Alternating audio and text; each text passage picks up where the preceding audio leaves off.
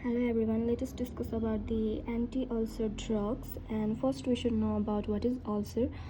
A peptic ulcer or disease is an ulcer of the area of gastrointestinal tract exposed to acid and pepsin secretion, and it is of many types. And if it is in stomach, it is called gastric ulcer. If it is in duodenum, then it is called duodenal ulcer, and if it is in esophagus, then it is called esophageal ulcer. So this one is not so important, so let us come in the classification of anti-ulcer agent, and its classifications are reduction of gastric acid secretion and neutralization of gastric acid by antacid, ulcer protective, anti-H pyloric drugs. Let us come in the number one, reduction of gastric acid secretions.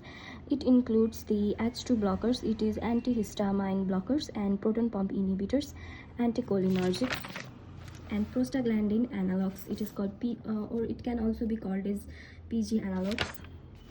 So the H2 blockers, which is antihistamine blockers, it contains like main three drugs.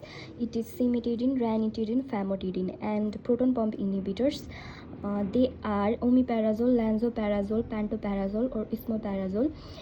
You can memorize it by just memorizing the mnemonic LOPE: lansoprazole, omeprazole, pantoprazole, and esomeprazole. And the anticholinergic means the opposite of cholinergic actions. Cholinergic actions like salivation, lacrimation, and the anti-ulcer agent in anticholinergic includes pyrazipine, propanthelin, oxyphenonium, or you can just memorize by memorizing this mnemonic POP.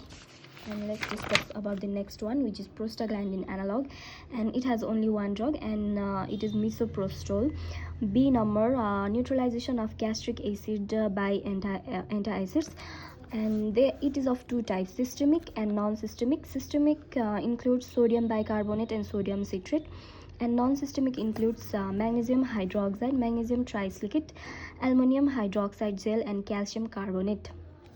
And the next one is ulcer protectives, and it is sucralfate, CBS, or colloidal. The last one, anti-H pyloric drugs, they are also in the antibiotics, and they are amoxicillin, clarithromycin, metronidazole, and omeprazole. So now let us discuss about the mechanism of actions of all the classified drugs. So first one is H2 blocker group.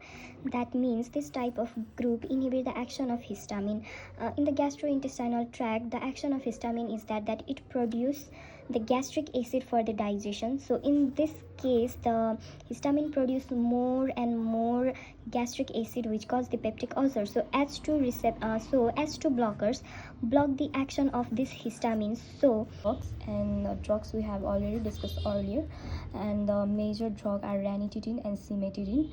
Its indication, like when we can give to the patient when they are in the condition of peptic ulcer, Zollinger-Ellison syndrome. This syndrome, excessive gastric secretion from pancreatic delta cell, and pre-anesthetics, and its adverse effect includes headache, dizziness, diarrhea, skin rashes, contraindications includes renal and hepatic disease, pregnancy and lactating mother, and hypersensitivity. This means it shows many allergic reactions. And the second one is cimetidine, and its indication are same as the ranitidine, but it only differs in the Zollinger. Its adverse effect are headache, dizziness, hallucination, and bradycardia. Contraindication: we should not give this cimetidine, this drug, with the patient having renal disease, meningitis, and encephalopathy. So now let us discuss about the mechanism of action of proton pump inhibitor, or it can be also called as ulcer healing drugs. So it acts by irreversible blocking the enzyme system responsible for active transport of proton into the gastrointestinal lumen, that is hydrogen, potassium, and ATPase of the partial cell, also known as proton pump. Thus acid secretion is reduced. So it means it blocks the enzymes like hydrogen, potassium, and ATPase that are responsible for the active transport of proton in the intestinal lumen. So this process reduces the acid secretion in our stomach. Drugs include omeprazole and pantoprazole. Indications: peptic ulcer, H. pylori infection, GERD, Zollinger syndrome. If you are confused about the GERD, it means gastroesophageal reflux disease, and its adverse effects are headache, diarrhea, dizziness, and renal dysfunction. Contraindication: we should not give to the pregnant and lactating mother. So, and it should not be given to the children, and hypersensitivity. Its dose is 20 mg once a day for 4 weeks, and pantoprazole. So anyone suffering from this type of bleeding type of ulcer should be given the pantoprazole. So its adverse effect are same as the omeprazole, and contraindication is also same. So its dose is different. We should give the pantoprazole to a patient once a day, 40 mg for 2 to 4 weeks. So now let us discuss about the muscarinic antagonist anticholinergics, and it includes drugs like atropine, oxyphenonium, propanthelin, piperazepine, and telinzepine. Reduce acid production, abolish gastrointestinal spasm.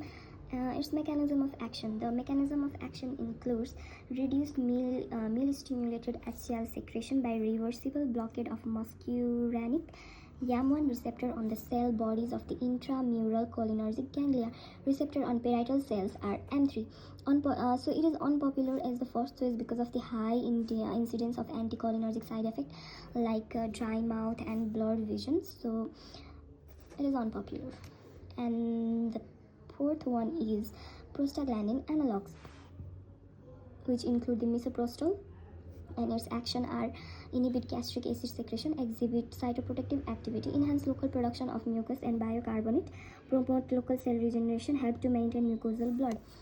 Its action are inhibit histamine stimulated gastric acid secretion, stimulation of mucin and bicarbonate secretion, increase mucosal blood flow, reinforcing of mucosal layer buffered by bicarbonate secretion of epithelial cells. Its therapeutic use are prevent ion of NSAIDs, non-steroidal anti-inflammatory drugs, induce mucosal injury, rarely used because it needs frequent administration 4 times daily, and doses 400 mcg 4 times a day, which is misoprostol. ADR are diarrhea and abdominal cramp, uterine bleeding, abortion, exacerbation of inflammatory bowel disease, and should be avoided in patient with disorder. Contraindication: should not be given to the patient with inflammatory bowel disease, pregnancy, and because it may cause the abortion. Its another classification is systemic sodium bicarbonate and non-systemic. It includes ammonium hydroxide and these drugs, and this all also it includes, and indications are we should give for the hyperacidity and heartburn. Their side effects are constipation, osmotic diarrhea, ammonium toxicity, and encephalopathy, and its contraindications are constipation in diarrheal patients because its side effect is constipation, which is caused by ammonium antacid. Now let's discuss about the most important topic, that is triple therapy. The best among all the triple therapy regimen is first omeprazole, lansoprazole, in that their doses are 20 by 30 mg twice a day, clarithromycin 500 mg twice a day, amoxicillin and metronidazole 1 gram and 500 mg twice a day, given for 14 days, followed by proton pump inhibitor for 4 to 6 weeks. And its short regimen include for 7 to 10 days, but which is not so much effective. So we have discussed about the classification of anti-ulcer drugs in this video, and this much.